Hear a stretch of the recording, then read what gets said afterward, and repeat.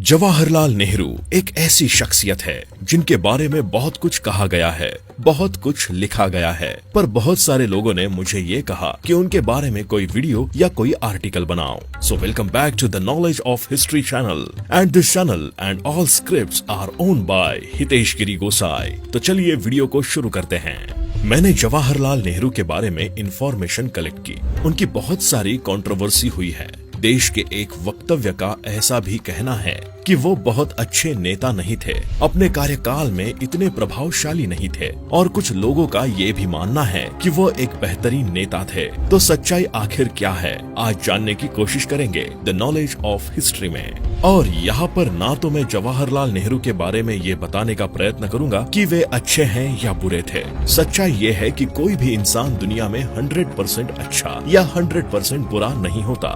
Crime अलग है, मैं क्रिमिनल की बात नहीं कर रहा हूँ। जो कोई क्राइम करता है वो 100% बुरा है, लेकिन मैं आपके और मेरे जैसे या इस देश के किसी पद या कोने में बैठे एक सामाजिक इंसान की बात कर रहा हूँ, जिसे कई सारे डिसीजन लेने होते हैं, और वही डिसीजन किसी लोगों के लिए अच्छे होते हैं और वही डिसीजन कई लोगों के लिए बुरे साबित होते हैं। तो आज मैं आपको जवाहरलाल नेहरू के जीवन की दो घटनाएं, 2 पॉइंट बताने जा रहा हूँ, जिसमें से एक पॉजिटिव है और एक है निगेटिव। और दोस्तों, मेरी आपसे गुजारिश है, इस वीडियो को जब तक आप पूरा नहीं देख लेते मुझे कोई कमेंट, कोई लाइक, कोई डिसलाइक नहीं चाहिए, क्योंकि जब तक कि इसे आप पूरा नहीं देखेंगे समझ ही नहीं पाएंगे कि मैं क्या कह रहा हूँ। तो शुरुआत करते हैं जवाहरलाल नेहरू के पॉजिटिव फैक्टर से। तो सन है 1951 का।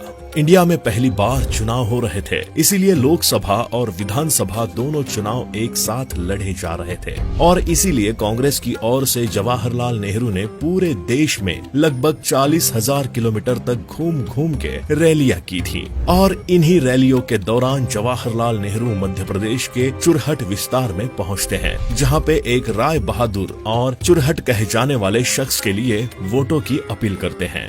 राय बहादुर या राव साहब चुरहट कहे जाने वाले इस शख्स का नाम था शिव बहादुर सिंह। पंडित नेहरू ने उस रैली से सुरखट विस्तार में शिव बहादुर के लिए वोट मांगे, यानी उनके कांग्रेस के एक उम्मीदवार के लिए वोटों की अपील की। उसके बाद जैसे ही पंडित नेहरू जी सभा को संबोधित करने के लिए नीचे उतरे, उन्हें अपना एक अंगज शख्स मिला और उन्होंने पंडित नेहरू जी को कहा कि आप ये क्या कर रहे हैं पंडित जी। पंडित जी ने कहा कि आप साफ साफ बताइए, आप बताना क्या चाहते हैं। और उन्होंने कहा कि शिव बहादुर सिंह पर कई मुकदमे दर्ज हैं, और फिलहाल ही कुछ महीने पहले, कुछ समय पहले उन पर रिश्वतखोरी का आरोप लगा है, और उस इंसान के लिए आप यहाँ पर वोट मांगने के लिए आए हैं। पंडित नेहरू तुरंत वापस मंच पर जाते हैं और वहाँ जाकर लोगों को संबोधित करते हैं। कुछ लोग खड़े हुए थे, कुछ लोग बैठे थे।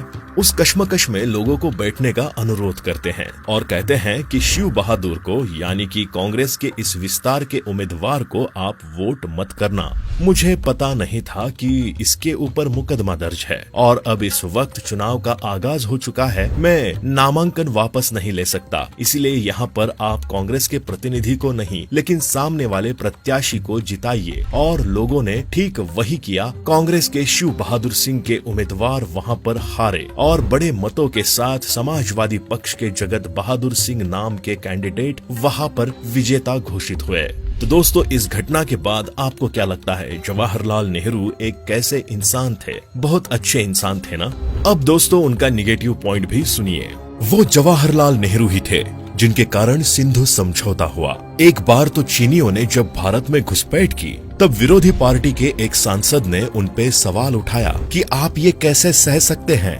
तब जवाहरलाल ने जवाब दिया कि अरे वहाँ बर्फ में उगता ही क्या है, ले जाने दो। संसद की ये रिकॉर्डिंग आज भी संग्रहित है, और नेहरू जी ने ही सुभाष चंद्र बोस के पड़ताल के लिए उस वक्त मांग उठी थी, तो उन्होंने चुप्पी साधी थी। नेहरू जी से भी कई सारी ऐसी भूलें हुई हैं भूतकाल में, जिनके परिणाम हम आज भी भुगत रहे हैं। तो दोस्तों, यहाँ पर सिंपल सी बात ये है कि मैं उनके जीवन के 2 पहलू को दिखाना चाह रहा था, और ये एक एग्जाम्पल सेट किया है मैंने, और वो एग्जाम्पल हम सब पर लगता है। आप पर, मुझ पर, किसी पर भी हम सब पर। दोस्तों यहाँ पर मैं एक ही बात कहना चाहता हूँ कि कोई इंसान अच्छा है या बुरा, उससे हम कैसे जानेंगे कि ये अच्छा है या बुरा है। मान लीजिए कोई कंपनी का मैनेजर है, अपनी एम्प्लॉय को बहुत ही अच्छा लगता है, उसे टाइम पर तनख्वाह देता है, बहुत ही हेल्पफुल रहता है, तो वो एम्प्लॉय के लिए बहुत अच्छा है। और अपनी फैमिली के लिए वही इंसान मान लीजिए बुरा है, तो वो अपने एम्प्लॉयर्स के लिए बहुत अच्छा होगा लेकिन फैमिली के लिए बुरा होता है।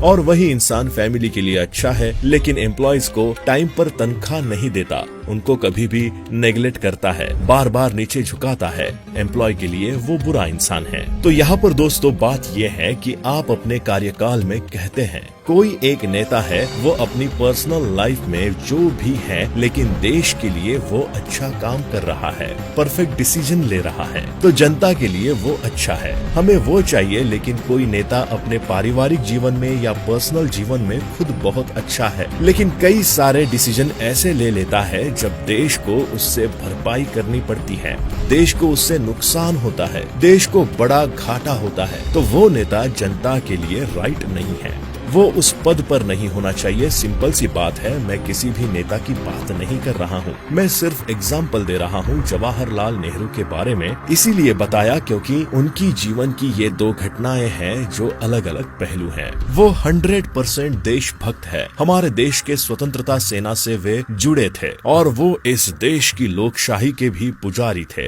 एक टाइम इंदिरा गांधी लोकशाही से चूक गई थी, उन्होंने इमरजेंसी लगा दी थी, लेकिन जवाहरलाल नेहरू अपने जीवन काल में ऐसे पसंद आए थे, फिर भी वो लोकशाही को पकड़े रहे। इंदिरा गांधी ने लोकशाही को छोड़ा, लेकिन कुछ मामलों में इंदिरा गांधी भी बहुत अच्छी थी। और वैसे ही नरेंद्र मोदी को ले लो या अटल बिहारी वाजपेयी को ले लो, उन्होंने देश के लिए बहुत सारे अच्छे काम किए हैं और कुछ लोगों के लिए कई डिसीजन गलत भी लगे हैं। तो यहाँ पर हर एक इंसान के दो पहलू होते हैं, आपके भी, मेरे भी, हम सबके। लेकिन हम बार बार रिपीटेडली कौन सी चीज करते हैं, अच्छी या बुरी, उससे हमारा एक पर्सनालिटी, उससे हमारा एक व्यक्तित्व खड़ा होता है और वो दूसरे इंसान में एक ही इम्प्रेशन हमारी खड़ी करता है, उनको हमारे बारे में अच्छा या बुरा कहने में। तो हमारे सामने जो इंसान है वो हमारे लिए क्या महत्व रखता है, हमारा उसके साथ कैसा रिश्ता है, अगर वो रिश्ता, वो काम, वो जिम्मेदारी वो इंसान निभाता है तो वो हमारे लिए अच्छा है। तो बात दोस्तों यहाँ पर यही है कि हमने जो भी जिम्मेदारियां ली हैं, उसे हम अगर शिद्दत से निभाते हैं, उसे हम फुलफिल करते हैं, तो हम अच्छे इंसान हैं। तो दोस्तों जवाहरलाल नेहरू किसी नेता या मेरे बारे में या किसी के भी बारे में अच्छा या बुरा सोचने के लिए आप स्वतंत्र हैं।